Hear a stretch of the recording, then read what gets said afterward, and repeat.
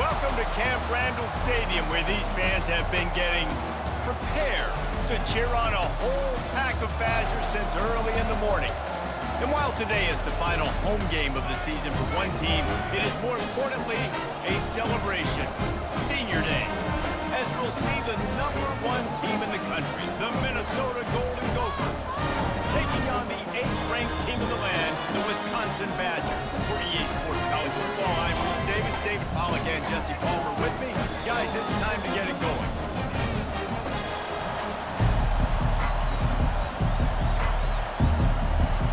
The Badgers will kick it away first.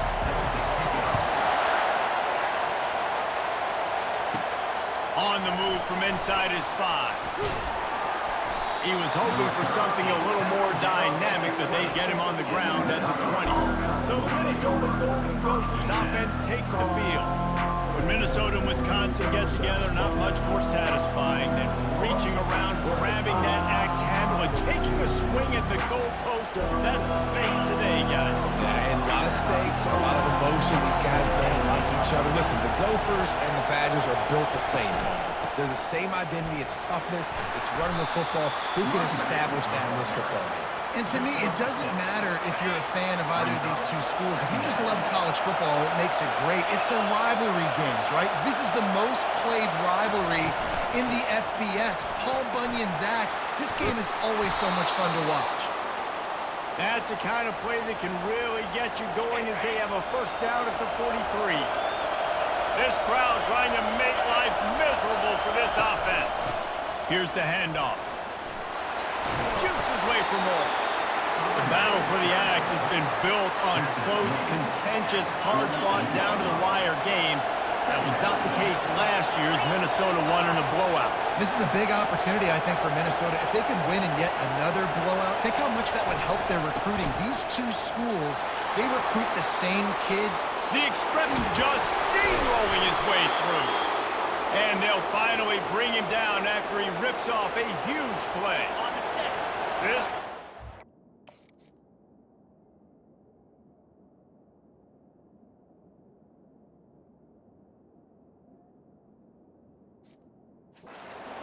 when to bring it. He's gonna pass. And he got smacked just as he released the pass. It's incomplete. The emotions and energy figure to be high all day, guys, because of what's at stake this late in the season. Really a must-win for both teams. These are the ones that get your blood moving, Reese. You get jacked up, man. We don't have to say anything in the locker room, give these big speeches. Touchdown, Minnesota! And they'll put that scoreboard operator to work and put 6 on the board. They can use this first score to sort of set the tone, guys, in this rivalry matchup. Man, doesn't this feel good to come out, score early, get the crowd involved, get the nerves out of the way, Palmer, when you're playing in a big rivalry game? Yeah, and I feel like momentum's always a big thing in any game, but in rivalry games, it's that much.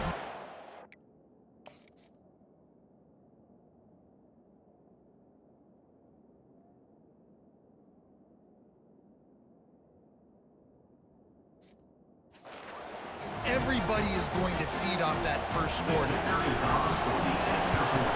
And with the extra point, they get the first 7 of the game. So that scoring drive took only 6 plays. And they finish it with an 11-yard touchdown dart. Kickoff team is on the field. They'll try to drive this one deep.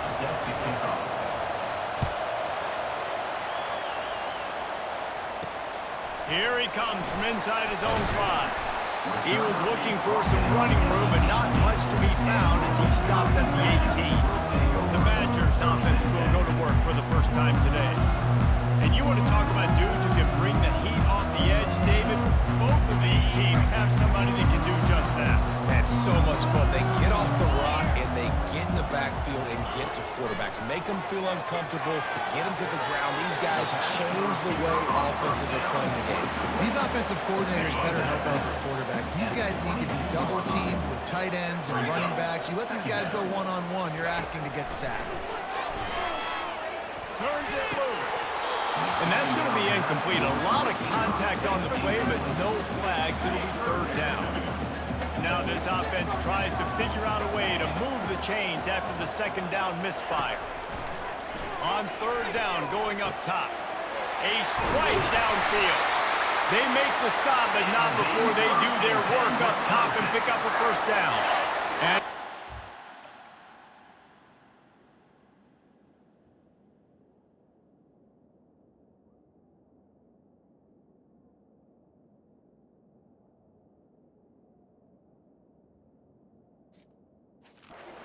the line with a new set of downs.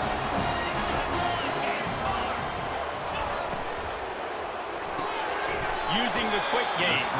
And good coverage by the defense, just a short gain. Kept it on the ground on first down, now back to the line. The play action fake.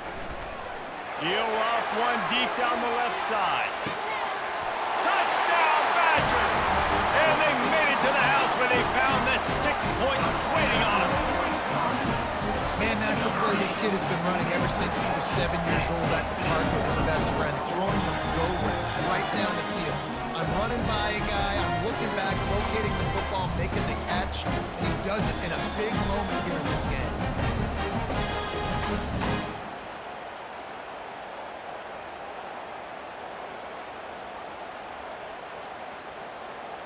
Now they'll line up for what they hope is automatic. Splits those uprights right in half.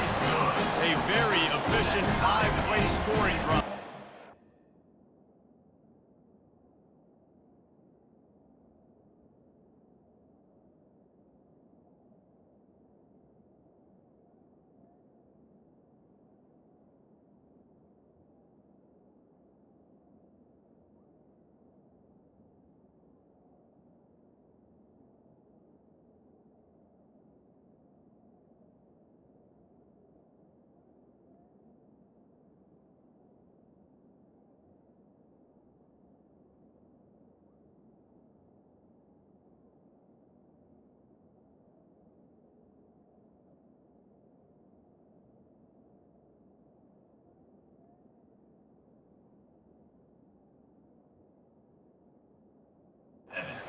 And they finish it in style with a 57-yard toss for 6. After that latest answer tied things up, just about set to kick it away again. He'll bring it out. Not nearly as much as he'd hoped when he brought it out of the end zone. He'll be stopped at the 15. The Minnesota offense is headed back onto the field. If you like old-fashioned, grind-it-up, run-over football, that last touchdown drive was for you, Jesse. That was impressive, man. Great blocking up front and tough physical running by these ball carriers. And now you wonder how the defense responds. Like, are they going to get way more aggressive to try to stop the run? I got to do something to break the rhythm of that running game. Making sure they have good balance, keeping it on the ground. Into the pile, maybe got one. He stopped at the 21. These old rivals have gone at it for a long time. First meeting way back in 1890. It is the most played rivalry at the highest level of college football. Yeah, you're right, Reese. And even though this game hasn't always had national championship implications or Heisman Trophy implications necessarily, this game defines what's so great about college football. It's the rivalries, right? You don't have to be necessarily a fan of either of these two schools, but appreciating the history, I think, is what makes this game so unique. Yeah, and the trophy games are so fun, just to watch the teams react at the end. And they know, starting this game off, one of them is going to run across the field and get an enormous axe. How flippin' cool is that? From the gun, they'll try to impose their will. And the defense holds firm. No pickup at all on that play. This axe means so much to both Minnesota and Wisconsin. But, Jesse, my question is, have you ever used an axe? Improperly, and I almost chopped off my ankle once upon a time. You know, in Canada, we have to use axes quite often. Our fireplaces and that's really cool. But not like this axe right here. None as valuable or as important to thousands and thousands and thousands of people the way that Paul Bunyan's axe is.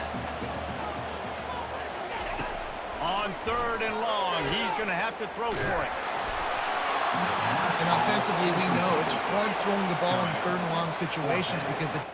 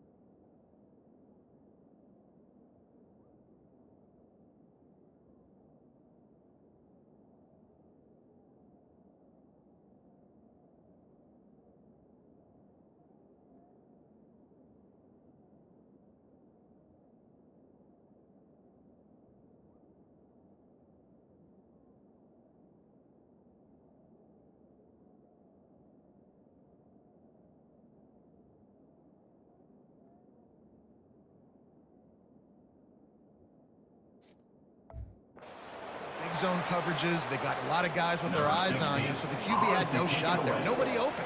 Nice job not forcing it, not risking a turnover, just throwing it away. Gets his first one of the day away, and that matches his total from that victory last week. He gets it out to the 17, the cover unit right there to make the stop. Minnesota has it back, and the Gopher offense is headed onto the field. The last time we saw this offense, we had to look quick. It was a 3-and-out, Jesse. They just had no rhythm. And the Heat gets there, and they get him down at the 14-yard line. That is a great job getting to the quarterback. And when you're playing in Camp Randall Stadium, one of the loudest atmospheres in all of college football, and your offensive line can't hear the snap count, and you've got dudes like T.J. Watt or J.J. Watt coming off the edge, it's not a lot of fun. It's not really fun for this quarterback right now either with this dude rushing. 3rd and 10, still backed up inside their own 20. This drive hasn't really gotten started. From the gun, wants to pass.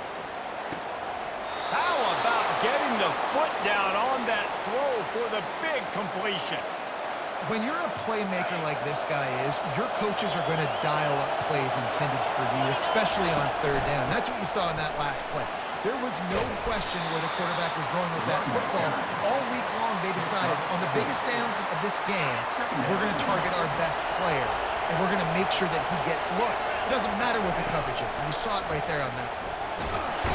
And there was nowhere to go for this quarterback, and down he goes. And this guy just stays on a roll. He's been getting to quarterbacks and making life really, really hard. He had 3 sacks a week ago, 1 already in this ball game. You better know where he is at on every single snap. All kinds of running room. Running inside the 20. And he strides his way into the end zone. Touchdown, Golden Gophers! One of the reasons this offense is so exciting to watch, they've got guys that are dangerous after the catch. And if this quarterback gets through his progression, David, hits you in stride, these guys will take it to the house. Man, it's your job to do the rest, right? You hit me in stride where I don't have to stop running. I don't have to break down. It makes it so easy, the connection between quarterback, wide receiver. You can tell this is a good one, and that's why they got 6 on that play.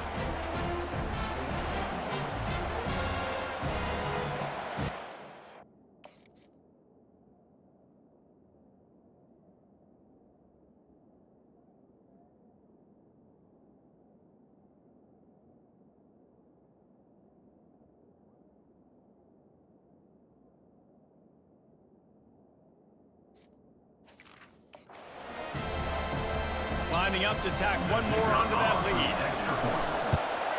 And the extra point is true, and they're on top by 7. And let's check in with Kevin Connors in the studio. Kevin? Week in and week out, guys, you never know what's going to happen in college football. Check this out. Sam Houston is in the unusual position of having to come from behind right now. But there's not a soul who doesn't believe they can't pull this off. It's just a field goal game. They're trailing by 3 to New Mexico State. Your boy KC has you covered here in studio, guys, in case anything changes in this one. Thanks for the update on that one, Kevin. Let us know when it goes final. You know when you're playing against a defense of this caliber, you're going to have some sort of balance, right? You can't just drop back and throw it every single play. Nothing going on that last run. They're going to have to find another way to get it going and hand him the ball. Now the play fake. On the run, fires downfield. All kinds of room to throw that one in there. And they'll finally catch up to him, but not before a big chunk of yardage is picked up. They've gotten this thing up and running fast, back and forth. We're inside a minute to play in the first. Running back searching for a hole. Nowhere to run on that one. He loses 4 on the carry. Couldn't get him blocked on that last one. Now it's 2nd and 14. He's looking to throw. And they're going to lose yardage there. The defense completely owning the front. Third down.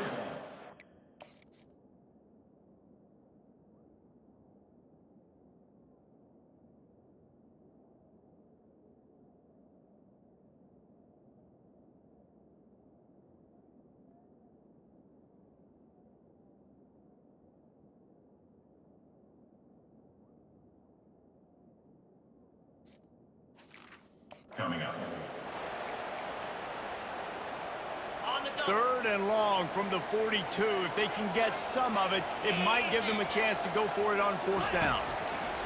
He's looking downfield to throw. Excellent coverage and good use of the hands to knock it away.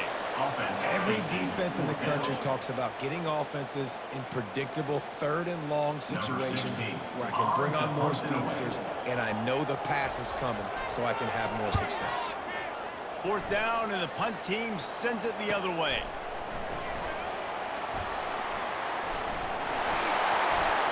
He's got great speed.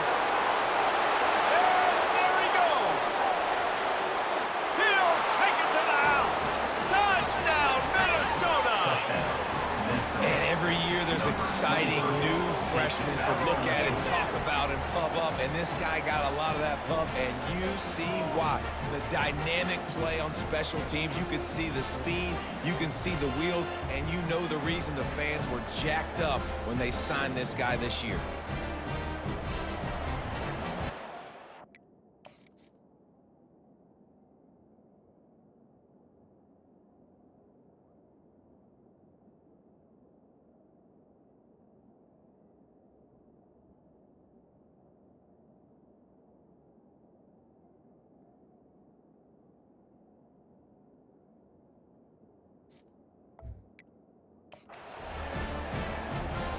Lining up to add another. And the extra point pushes the lead to 14. So his big play capability was on full display in that one as he took that punt back for the touchdown.